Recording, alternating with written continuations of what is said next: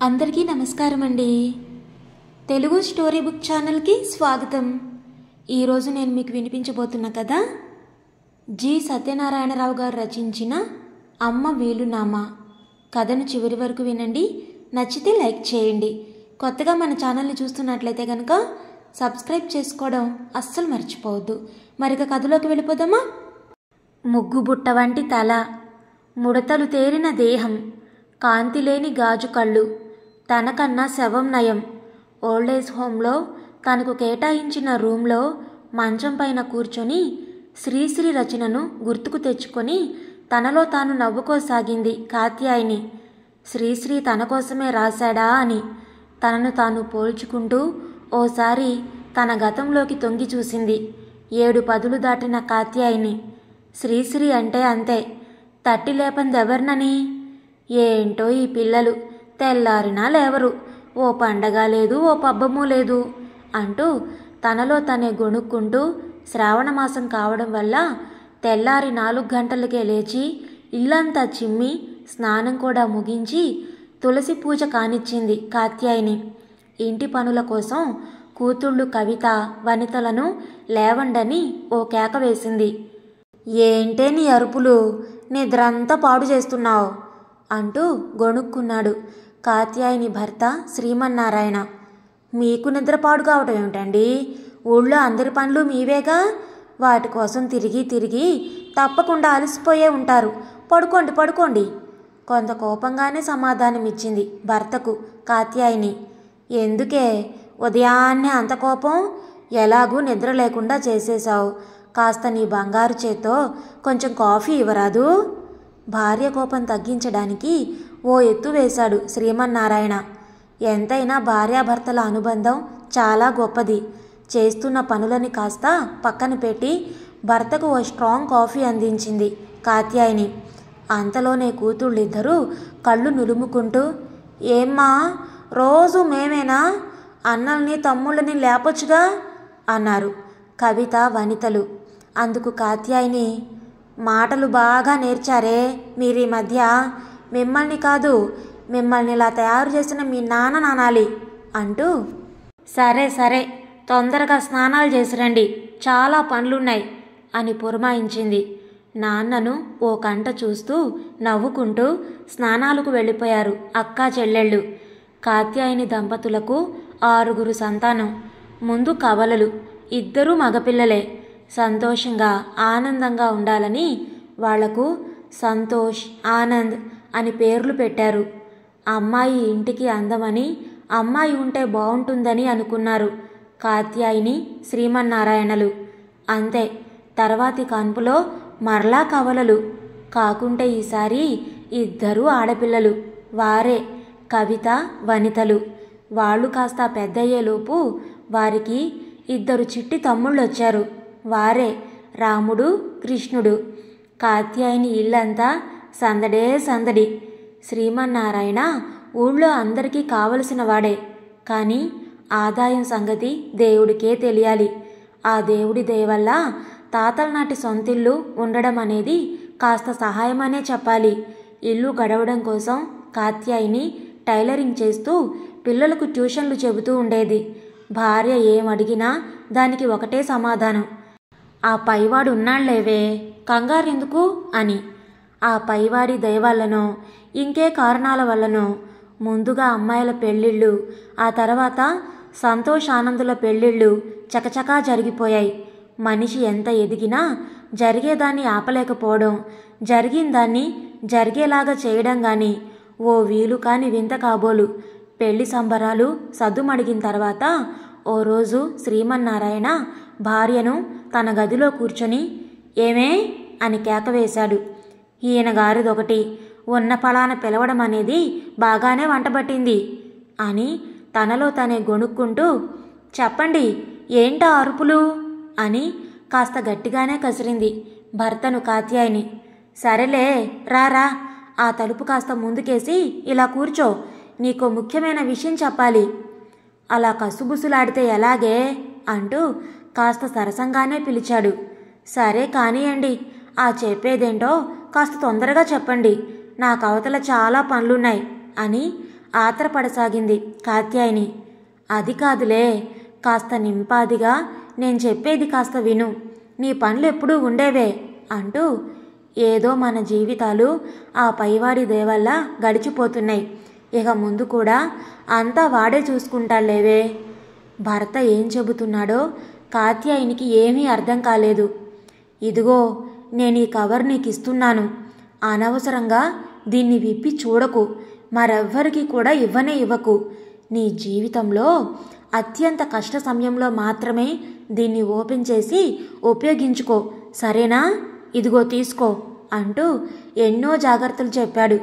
ఏమీ పాలుపోని కాత్యాయిని, ఇదేంటండి ఈ కొత్త తంతు అని అడిగినా భర్త నుండి ఎలాంటి సమాధానం లేకపోయేసరికి ఇచ్చిన ఆ కవర్ని తన పెట్టెలోని చీరమడతల్లో దాచింది. మనిషి బ్రతుకే ఓ విచిత్రం. ఇంట్లో వివాహాలు జరిగిన 2 నెలలకు గుండెపోటుతో శ్రీమన్నారాయణ హఠాత్తుగా గతించాడు. తన జీవితంలో ఏం జరుగుతుందో కాత్యాయనికి ఏమీ అర్థం కాలేదు. మనిషికి కష్టాలొచ్చినప్పుడే మనం అనుకునే మనుషుల నైజం బయటపడుతుందట. కాత్యాయని విషయంలో కూడా అదే జరిగింది. భర్త చనిపోయిన షాక్ నుండి కోలుకునేలోపే పెద్ద కొడుకులిద్దరూ తమ తమ భార్యల సలహా మేరకు వేరు కాపురాల కోసం ఉన్న ఊరినే వదిలేశారు. తల్లి 2 తమ్ముళ్ల ఆలనా పాలన గురించి ఏమాత్రమూ ఆలోచించలేదు. ఇక కూతుళ్ళిద్దరూ వారి వారి కాపురాల్లో మునిగిపోయారు. కాత్యాయనికి వయసు మీద పడ్డం వల్ల టైలరింగ్ కష్టమైపోయింది. దానికి తోడు ట్యూషన్స్ కూడా తగ్గిపోసాగాయి. జీవితాన్ని వడబోసిన కాత్యాయని ఏమాత్రం భయపడలేదు. పరిచయమున్న ఇళ్లల్లో వంటలు చేయడం ప్రారంభించింది. తీరిక సమయాల్లో వడియాలు వగైరా అమ్ముకుంటూ తన 2 చిన్న కొడుకులు రాము కృష్ణల చేత టీచర్ ట్రైనింగ్ ముగించింది. అతి తక్కువ కాలంలోనే 2కి టీచర్ ఉద్యోగాలు వచ్చాయి. ఆకలికి ముందున్న ఆలోచన మనిషికి ఆకలి తీరిన తర్వాత ఉండకూడదన్నదే ధర్మం కాబోలు. అదే ధర్మాన్ని ధర్మంగా నిర్వర్తించారు రాముడు కృష్ణుడు. ఉద్యోగాలు రాగానే వారి వారి పెళ్ళాలను వారే వెతుక్కున్నారు. ఇక తర్వాతి కథ మామూలే. పెళ్ళాం బెల్లమాయే తల్లి. ఉద్యోగం ఉన్న ఊళ్ళోనే కావడం చేత తల్లిని విధిలేక తన వద్దే ఉంచుకున్నాడు చిన్న కొడుకు కృష్ణుడు. భర్త లేని లోటును భరిస్తూ ఓ ఏడాది కాలం గడిపింది కాత్యాయని. అందులోనే తన పిల్లల వల్ల ఎన్నో కొత్త పాఠాలు నేర్చుకుంది కూడా. మన సమాజంలో చాలామంది బ్రతికినోళ్ళ ఆకలిని తీర్చకపోయినా పోయిన వారికి మాత్రం ఆబ్దికాలు చేస్తూనే ఉంటారు, పిండాలు పెడుతూనే ఉంటారు. పవిత్రమైన ఈ కార్యక్రమం ఓ తంతులాగా మారిపోయింది. నాన్నగారి సంవత్సరీకానికని కాత్యాయని పిల్లలందరూ తాము పుట్టి పెరిగిన ఇంటికి చేరుకున్నారు. స్థానికంగా ఉన్న కృష్ణుడు కార్యక్రమానికి నడుం బిగించాడు. కొడుకుల్లోని మార్పు చూసి కాత్యాయని అంతా నిజమేనని నమ్మింది, సంతోషించింది కూడా. ఎంతైనా తల్లి కదా మరి. మంచి ఆలోచనలు ప్రణాళిక ప్రకారం జరుగుతాయో లేదో తెలియదు, కానీ కుచ్చికతతో కూడిన ఆలోచనలు మాత్రం ఖచ్చితంగా జరుగుతాయి. అందరి మనసుల్లో అదే బాగా తిష్టవేసినప్పుడు జరగకుండా ఎక్కడికి పోతుంది? అదే జరిగింది కాత్యాయని కొడుకులు వేసుకున్న ప్రణాళికకు. ముందుగా కాత్యాయని సంతానం వేసుకున్న ప్రణాళికను అమలు చేయడానికి కాత్యాయని ప్రియమైన చిన్న కొడుకు కృష్ణుడు బాధ్యత తీసుకున్నాడు. అందరూ కలిసి శ్రీమన్నారాయణ గారి సంవత్సరికాన్ని కానిచ్చారు. పనిలో పనిగా వాళ్ళ నాన్న సంవత్సరికానికి అయిన ఖర్చులను వివరించాడు. అన్నలు వారి వారి వాటా కృష్ణుడికి ఇచ్చేశారు. అంతా గమనిస్తున్న కాత్యాయనికి తన పిల్లలు ఏం చేస్తున్నారన్నది ఎంతవరకు బోధపడలేదు. అంతలోనే కవిత అందరికీ కాఫీలు అందించింది. ఇక తదుపరి కార్యక్రమాన్ని ప్రారంభించిన పెద్ద కొడుకు సంతోష్, అమ్మా సూటిగా విషయానికి వస్తున్నాను. మేమందరం కలిసి ఓ నిర్ణయానికి వచ్చాం. అదే ఈ ఇంటిని అమ్మేద్దామని. దానికి సంబంధించి మార్వాడి కిషన్ సెట్తో 1,20,00,000కు బేరం కూడా అయిపోయింది. ఎల్లుండే రిజిస్ట్రేషన్. కవితా వనితలకు పసుపు కుంకుమల కోసం తలా 10 లక్షలు. తక్కింది మా 4 అన్నదమ్ములకు చెరో 25 లక్షలు. ఇక నువ్వు మా వద్ద చెరో 3 నెలల వంతునుంటావు. అంతేకాక నీ చాదస్తాలు మాని ఉన్నంతలో సర్దుకుపోవాలి. లేదంటే నువ్వే కష్టాలు పడాల్సి వస్తుంది. ప్రస్తుతానికి రాము నిన్ను చూసుకుంటాడు అంటూ ఇంచుమించు హుకుం జారీ చేసినట్లుగా ముగించాడు. అంతా విన్న కాత్యాయనికి కళ్ళు బైర్లు కమ్మాయి.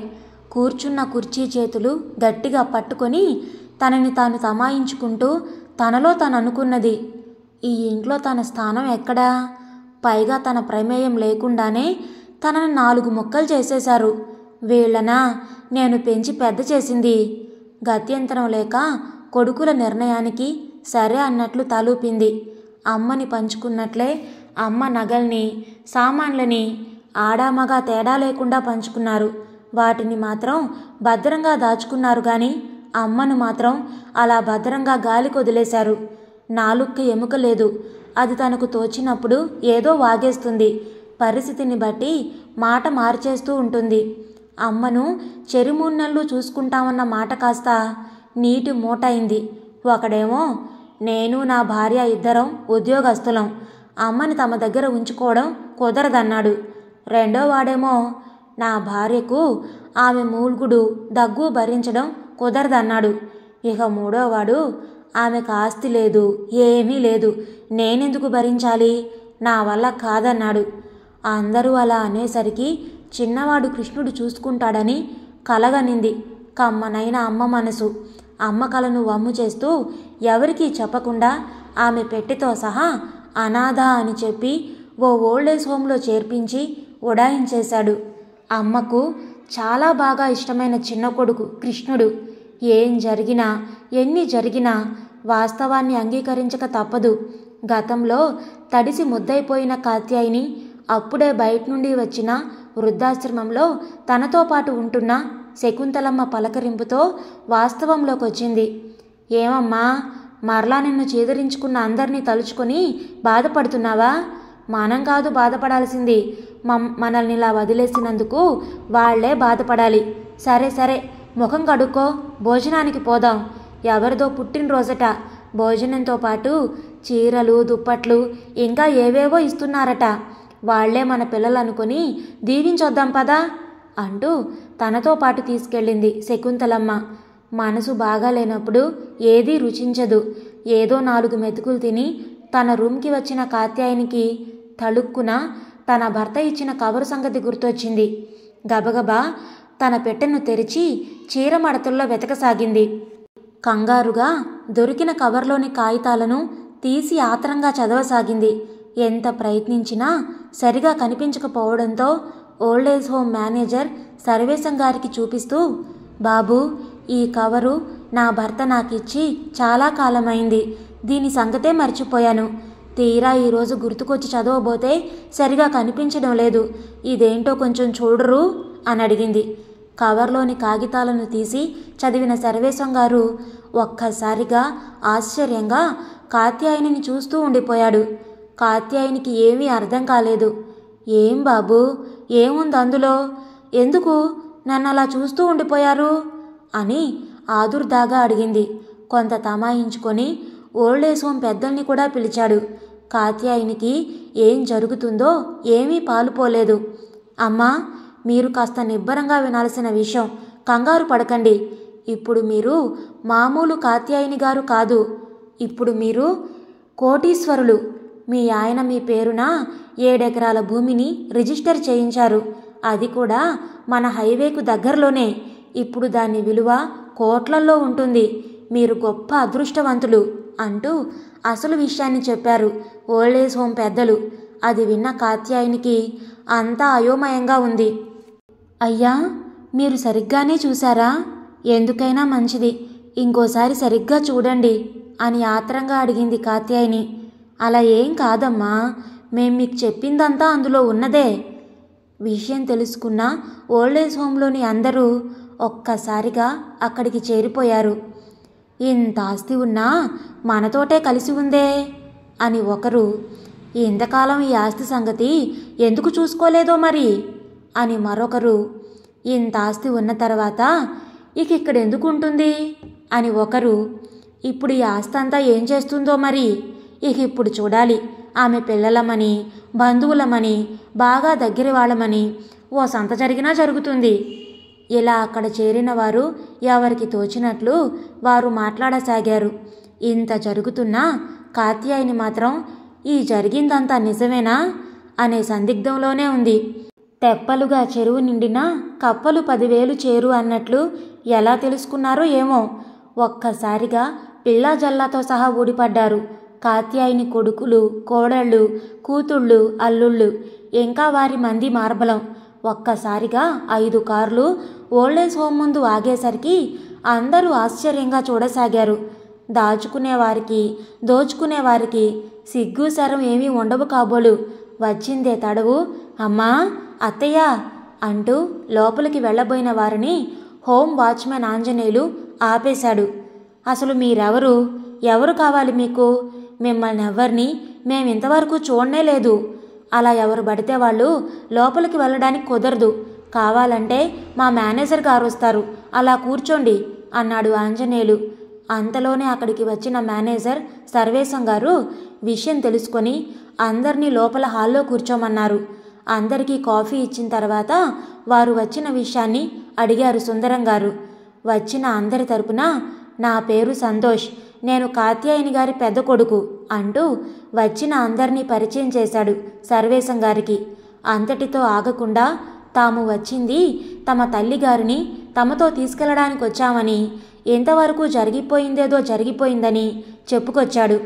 అందుకు సర్వేశం గారు, కాత్యాయని గారు ఓ అనాథ అని తమ రికార్డుల్లో ఉన్నట్లు, అంతేగాక ఇంతవరకు ఆమె తరపున ఎవరూ కూడా చూడ్డానికి రాలేదని ఆ వచ్చిన వారికి తెలిపాడు.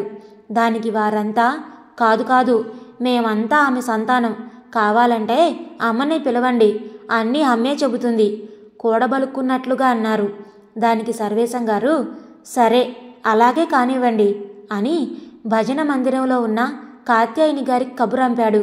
విషయం తెలుసుకున్న కాత్యాయని తాను రానని, తనకెవరూ లేరని చెప్పి పంపింది.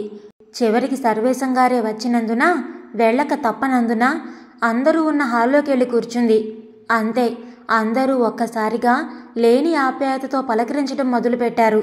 కానీ కాత్యాయని మాత్రం తొణకలేదు, వెనకలేదు సరికదా, తనకెవ్వరూ లేరని ఖరాఖండిగా చెప్పి భజనా మందిరానికి తిరిగి వెళ్ళిపోయింది. ఇక చేయగలిగింది ప్రస్తుతానికి ఏమీ లేనందున సర్వేశం గారన్నారు, మీరందరూ చాలా దూరం ప్రయాణం చేసి అలసిపోయి ఉంటారు. భోజనాలు చేసి రెస్ట్ తీసుకోండి. మనం రేపు ఉదయం 10 గంటలకు మరలా కలుసుకుందాం అంటూ వారందరికీ భోజనాలు, గెస్ట్ రూమ్లు చూయించమని సిబ్బందికి చెప్పి తను వెళ్ళిపోయాడు. చెడుకాలం దాపురించినప్పుడు మంచి అన్నది మచ్చుకైనా దరిచేరదేమో. భోజనాల తర్వాత కాత్యాయని కొడుకులు ఇంకా వారి పరివారం నిద్రపోకుండా చాలాసేపు మాట్లాడుకున్న తర్వాత ఓ తీర్మానానికి వచ్చారు. మేనేజర్ మంచివాళ్లాగున్నాడు, అతన్ని కాస్త బుట్టలో వేసుకుంటే మనం వచ్చిన పని చాలా సులభమవుతుంది. ఎలాగూ మనం అంతా రెడీగానే వచ్చాం కాబట్టి ఎంత కావాలంటే అంత ఇచ్చేస్తే సరిపోతుంది. ఎలాగైనా సరే మనం ఆ భూమికి సంబంధించిన పత్రాలు తీసుకున్న తర్వాతే ఇక్కడి నుండి కదలాలి. అదే మనకు ముఖ్యమైన పని. ఒకవేళ ఆమె మనతో రానంటే అది మరీ మంచిది అంటూ ఓ దిగజారుడు సలహా పడేసింది పెద్ద కోడలు. అందరూ ఆమె అభిప్రాయానికి అంగీకారం తెలియజేస్తూ మేనేజర్తో మాట్లాడే బాధ్యతను ఆనంద్కు అప్పగించారు. పెద్దలెవరికీ నిద్ర రాలేదు. ఎప్పుడెప్పుడు తెల్లారుతుందా అని ఎదురు చూడసాగారు. అత్యాశ అలాగే చేస్తుంది మరి. ఆనందాన్ని కోల్పోయిన ఆనంద్ తెల్లారక ముందే లేచి కాలుగాలిన పిల్లిలాగా మేనేజర్ ఎప్పుడు కనిపిస్తాడా అని అటూ ఇటూ తిరగసాగాడు. అంతలోనే వెతకబోయిన తీగ కాలికి తగిలినట్లు వాకింగ్కి బయలుదేరిన సర్వేశం గారు కనిపించారు ఆనంద్కు. తనకు తానుగా ఎదురుపడి, గుడ్ మార్నింగ్ సార్, నేను మీతో పాటు రావచ్చా అని అడిగాడు సర్వేశం గారిని. మీరా, గుడ్ మార్నింగ్. అరే దాందేముంది, రండి అలా వెళదాం. అన్నట్లు మా భోజనాలు మీకు సరిపోయాయా? అందరూ బాగా నిద్రపోయారా అన్న మాటలకు ఒక్కసారిగా ఆనంద్లో ఆనందం మరీ ఎక్కువైంది.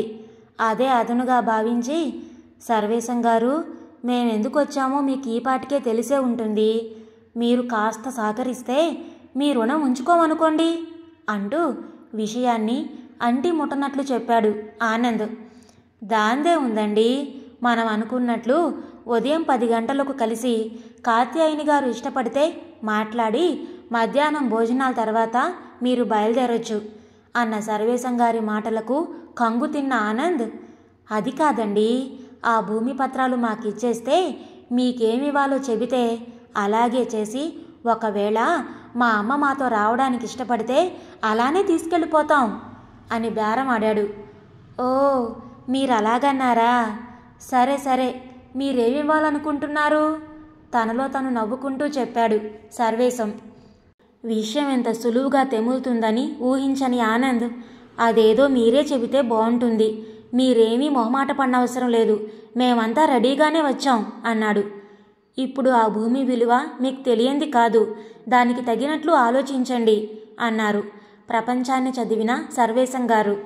అంటే ఓ 30 లక్షలు సరిపోతాయా, లేక ఇంకా పెంచమంటారా అన్న ఆనంద్ మాటలకు, మీరు మరీ పిసినారులాగున్నారు, మీరు మీ అమ్మను సరిగ్గా చూసుకోని దానికి ఆమె అంగీకరిస్తే, ఒకవేళ మేము ఆమె తరపున కేసు వేస్తే? ఆ మాటలు విన్న ఆనంద్కు చెమటలు పట్టాయి. మీరలాగంటే ఎలాగండి? సరే, చివరి మాటగా 35కు సరి చేసుకోండి, మీరింకేం చెప్పకండి అంటూ ఫైనల్ బేరం ఆడాడు ఆనంద్. అది అలాగన్నారు, బాగుంది. ఉదయం 9ంటికి ఓ కుర్రాడు మిమ్మల్ని కలుస్తాడు, అతనికి చేరిస్తే సరిపోతుంది, సరేనా అంటూ వాకింగ్ నుండి వెనుదిరిగారు సర్వేశం గారు. ఆనంద్ వచ్చి జరిగిన విషయాన్ని తన వారందరికీ చెప్పాడు. అంగీకరించిన మొత్తం కాస్త ఎక్కువేమోనని గొణిగాడు పెద్దవాడు సంతోష్.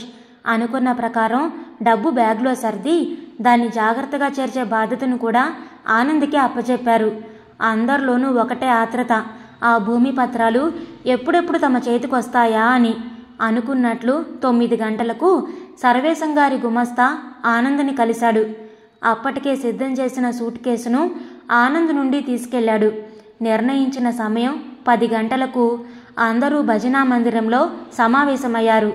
కాత్యాయిని మరియు సర్వేశం గారి ప్లాన్ ప్రకారం లాయర్లు, తహసీల్దారు మరియు ప్రెస్ వాళ్ళు అందరూ వచ్చారు. వీరందరినీ చూసేసరికి సంతోష్ గ్యాంగుకు ఏమీ అంతుపట్టలేదు. ఆనంద్ సర్వేశం గారి వైపే చూస్తూ ఉండిపోయాడు. అది గమనించిన సర్వేశం తను ఓ చిరునవ్వు విసురుతూ కాత్యాయిని వైపు కూడా చూశాడు. అంతే, ఆనంద్లో ఓ కొత్త ఆనందం. అంతా సర్దుకున్న తర్వాత సభను ప్రారంభించేంతలో ఆ ప్రాంత పోలీసులు రావడంతో వారిని కూడా సాదరంగా ఆహ్వానించి అందరికీ స్వాగతం చెబుతూ సభను ప్రారంభించారు సర్వేశం గారు. ముందుగా కాత్యాయిని గారికి భూమికి సంబంధించిన పత్రాల్ని సరిగానే ఉన్నాయని, వాటిపై సర్వ హక్కులు పూర్తిగా ఆవిడకే చెంది ఉంటాయని, వాటిని ఏమి చేయాలన్నది ఆమె ఇష్టంగా ఉంటుందని లాయర్లు సమావేశంలోని అందరికీ విశదపరిచారు. తర్వాత కాత్యాయిని గారిని తమ అభిప్రాయాన్ని తెలియజేయవలసిందిగా సర్వేశం గారు కోరారు. సభకు నమస్కారం. ఇక్కడికి వచ్చిన ప్రతి ఒక్కరికి నా కృతజ్ఞతలు. ఇప్పటికీ ఈ పత్రాల విషయాన్ని నేను నమ్మలేకపోతున్నాను. ఏదో అంతా మాయలాగుంది. ఈరోజు నా సంతానాన్ని తప్పక మీకు పరిచయం చేసి తీరాలి. ఎందుకంటే వాళ్ళంతా చాలా గొప్పవాళ్ళు. వాళ్లే గనక నన్ను ఓ అనాథ అని ఇక్కడ చేర్చకపోయి ఉంటే మీలాంటి మంచి మనుషుల్ని నేను కలవకుండా ఉండేదాన్ని. అప్పుడు అన్నింటికీ మూలమైన ఈ కవర్ సంగతి పూర్తిగా మర్చిపోయేదాన్నేమో. కన్నవారిపైన కాసింతైనా కనికరం లేక పాత వస్తువుల్ని విసిరేసినట్లు విదిలించుకుంటున్నారు అనేదానికి ఇక్కడున్న మనమే నిదర్శనం. అమ్మా నాన్నల ఆస్తులు కావాలి కానీ వారు మాత్రం అక్కర్లేదు. అంతేగాక తల్లిదండ్రులు కూడా అతిగా పిల్లలకు అతుక్కుపోవడం వల్లనే ఇలాంటి పరిస్థితులు దాపరిస్తున్నాయి. అందువల్ల మనం మన పిల్లల్నే తప్పు పట్టాల్సిన పని లేదు. పెద్దలైన మనలాంటి వారి మీద కూడా తప్పులున్నాయి. ఈ కవరు విషయానికి వస్తే ఇందులోని ఆస్తి ఏం చేయాలన్న దాన్ని సర్వేశం గారు మరియు ఇంకొంతమందితో ఆలోచించాను. కానీ చివరికి దీన్ని ఏం చేయాలనే దాన్ని ఎటు తిరిగి నాకే వదిలేశారు. అయినా ఈ వయసులో నేను తీసుకొని ఏం చేసుకోవాలి? నా పైన ఎంతటి భారాన్ని మోపినా నా భర్త కోసమైనా ఓ నిర్ణయం తీసుకోక తప్పదు. ఈ అనాయాసంగా వచ్చిన ఆస్తి నాకు అక్కర్లేదు. కానీ ఏం చేయాలనే దాన్ని మాత్రం చాలాసేపు ఆలోచించిన తర్వాత ఓ గట్టి నిర్ణయానికి వచ్చాను. అందరూ నా నిర్ణయాన్ని మంచి మనసుతో అర్థం చేసుకోగలరని, అంగీకరించగలరని ఆశిస్తున్నాను. అది విన్న కాత్యాయిని గుంపులో ఒకటే ఆనందం, ఆత్రత. ఇక నా నిర్ణయాలు ఇలా ఉన్నాయి. మొత్తం 7 ఎకరాల్లో 2 ఎకరాలు మనం ఉంటున్న ఈ ఆశ్రమానికి రాయదలుచుకున్నాను. అందులో అనాథ పిల్లలకు, వికలాంగులకు అన్ని వసతులతో కూడిన ఆశ్రయం కల్పించబడుతుంది. మిగిలిన 5 ఎకరాలు అమ్మేయాలని నిర్ణయించాను. వచ్చే డబ్బుతో ముందుగా తెలిపిన ఆశ్రమం కోసం ఖర్చు చేయబడుతుంది. 3 ఇక మిగిలిన మొత్తం నుండి ఇక్కడ చాలా కాలంగా పనిచేస్తున్న సిబ్బందికి ఇళ్లు కట్టించడం, ఆ కుటుంబాలకు ఉచిత వైద్యం, వారి పిల్లలకు ఉచిత విద్య ఏర్పాటు చేయబడుతుంది. 4 ఇక మిగిలిన డబ్బు ఈ ఆశ్రమం పేరున ఫిక్స్డ్ డిపాజిట్ రూపంలో ఉంటుంది. ఈ పైన కనబరిచిన వాటిలో నాకు గాని నా వారసులకు గాని చట్టపరమైన ఎలాంటి హక్కు ఉండదు. ఇక నేను ఎప్పటిలాగే నా ఊపిరున్నంత వరకు ఇక్కడే ఇప్పుడున్నట్లే ఉండదలుచుకున్నాను అంటూ లాయర్ వైపు చూసింది కాత్యాయిని. లాయర్ కొన్ని పత్రాలను ఆమెకిచ్చాడు. వాటిని అందరికీ చూపిస్తూ, నా నిర్ణయాలను ఈ ఆశ్రమం వారు అంగీకరించవలసిందిగా కోరుతున్నాను అంటూ వీలునామా పత్రాన్ని సర్వేశం గారికి అందజేసింది కాత్యాయిని. ఇదంతా చూస్తున్న కాత్యాయిని పరివారానికి ఏం చేయాలో తోచలేదు. అంతలోనే సర్వేశం గారి గుమస్తా ఉదయం ఆనందించిన సూట్ కేసు తెచ్చి సర్వేశం గారికిచ్చాడు. ఆనంద్ అన్నదమ్ములకు చెమటలు పట్టసాగాయి. సభలో ఉన్న అందరిలోనూ అందులో ఉన్నది ఏంటని ఒకటే గుసగుసలు. దానికి తెర దించుతూ సర్వేశం గారు సూట్ కేసు ఓపెన్ చేసి అందులో ఉన్న డబ్బును అందరికీ చూపిస్తూ, ఇది మొత్తం 35 లక్షలు. ఇది కాత్యాయిని కుమారులు ఆ భూమి కోసం నాకు లంచంగా ఇవ్వజూసిన డబ్బు. ఇక ఇప్పుడు దీన్ని ఏం చేయాలన్నది కాత్యాయిని గారే నిర్ణయించాలి అంటూ ఆ డబ్బును కాత్యాయిని గారికి అందించబోయారు. అంతవరకు ఆ విషయం తెలియని కాత్యాయినికి తన వారిపై మరింత అసహ్యం కలిగింది. క్షమించండి, నేను ఆ డబ్బును అసలు ముట్టుకోను. దాన్ని ఏం చేస్తారో దయచేసి మీరే నిర్ణయించండి అని నిర్ద్వందంగా చెప్పింది. ఆ డబ్బైనా తిరిగిస్తే బావుండు అనుకున్నారు సంతోష్, ఆనందులు. కాత్యాయిని గారు ఎటూ తేల్చుకుపోయేటప్పటికీ సర్వేశం గారు మాట్లాడుతూ, ఈ 35 లక్షల నుండి కొంత మొత్తాన్ని పాడి ఆవుల కొనుగోలుకు, వాటికి అవసరమైన షెడ్డు, దాణా మొదలగు వాటికి వాడి మిగిలిన మొత్తం గురించి తర్వాత నిర్ణయిస్తామని సభకు వివరించారు. ఇక తమకు ఏమీ లాభం లేదని సంతోష్ గ్యాంగుకు అర్థమైపోయింది. ఏ సమస్య లేకుండా అక్కడి నుండి వెళ్ళిపోతే చాలనుకున్నారు. చివరిగా సర్వేశం గారు విచ్చేసిన అందరికీ ధన్యవాదాలు తెలిపారు. తనకంటూ ఏమీ ఉంచుకోకుండా తన ఆస్తినంతా సేవ కోసం ఇచ్చేసిన కాత్యాయిని గారికి పాదాభివందనం చేస్తూ అభినందించారు. దేన్నో ఆశించి వచ్చిన సంతోష్ పరివారానికి కూడా ధన్యవాదాలు తెలిపారు. అంతేకాక వారెప్పుడైనా సరే యథేచ్ఛగా ఆశ్రమానికి రావచ్చని తెలియజేశారు. కాత్యాయిని కుమారుల్లో ఏదో తెలియని న్యూనతాభావం. తమలో తాము కుమిలిపోసాగారు. సంతోష్ సర్వేశం గారిని కలిసి మాట్లాడడానికి అవకాశం ఇవ్వవలసిందిగా కోరాడు. అరెరే, దానికేం, ధారాళంగా మాట్లాడండి, పిలవండి మీ వాళ్ళందరినీ అన్నారు. సర్వేశం గారు అన్నదే తడువు. అందరూ స్టేజి మీదకి చేరిపోయారు. అందరి తరపున సంతోష్ మాట్లాడుతూ, అందరూ మమ్మల్ని క్షమించాలి. నిజం చెప్పాలంటే మాకెవ్వరికి ఇక్కడ నిలబడే అర్హత లేదు. మేం ముమ్మాటికి ఆ భూమి కావాలనే దురాశతోనే ఇక్కడికి వచ్చాం. నిజంగా కూడా మేమందరం మా అమ్మకు చేయరాని ద్రోహం చేశాం. మా పిల్లలు మమ్మల్ని హెచ్చరిస్తున్నా మేము దురాశ కొద్దీ వారి మాటలు వినలేదు. ఇప్పుడు మాకు మా అమ్మని చూడాలన్నా, మా పిల్లల్ని చూడాలన్నా చాలా భయంగాను సిగ్గుగాను ఉంది. మా జీవితంలో ఇంతకంటే పెద్ద శిక్ష ఉండదు. మా అందరి తరపున మా అమ్మగారిని వేడుకుంటున్నాను, ఓసారి ఆమె పాదాలకు నమస్కారం చేసే అవకాశం ఇవ్వమని. కళ్ళు మూసుకొని అన్నీ వింటున్న అమ్మవైపు చూశాడు సంతోష్. ఈ దేశంలో ఏ తల్లి కూడా తన పిల్లలపై కక్ష కట్టదు. అదే అమ్మ హృదయం. తన పిల్లల్లో వచ్చిన మార్పు చూసి కాత్యాయిని కళ్ళు చెమర్చాయి. అందర్నీ మనసారా దీవించింది. భోజనాల తర్వాత అందరూ ప్రయాణమయ్యారు. కాత్యాయిని అందర్నీ సంతోషంగా సాగనంపింది. తక్కిన వారు ఎవరి పనుల్లో వారు నిమగ్నమయ్యారు. కాత్యాయిని యథావిధిగా తన గదికి చేరింది. ఇదండి ఈరోజు కథ. మీకు నచ్చిందా? నచ్చితే లైక్ చేయండి, షేర్ చేయండి. అలాగే మీ విలువైన అభిప్రాయాలను కామెంట్స్లో తప్పకుండా తెలియచేయండి. ఇలాంటి మరెన్నో మంచి మంచి కథలు వినడానికి కొత్త వాళ్ళు మన ఛానల్ని తప్పకుండా సబ్స్క్రైబ్ చేసుకోండి. మరొక మంచి కథతో మళ్ళీ కలుద్దాం. అప్పటి వరకు ఉంటానండి.